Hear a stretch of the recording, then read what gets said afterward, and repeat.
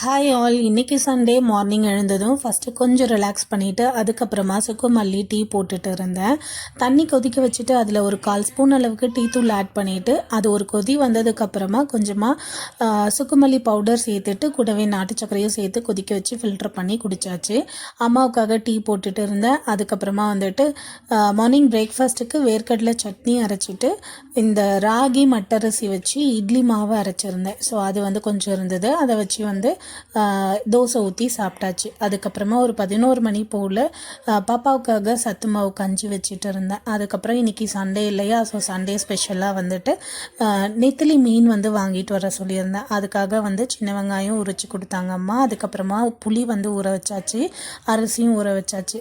அதுக்கப்புறம் குழம்பு பண்ணிவிட்டு அதுக்கப்புறம் கொஞ்சம் எடுத்து மசாலாவும் போட்டு வச்சுட்டேன்.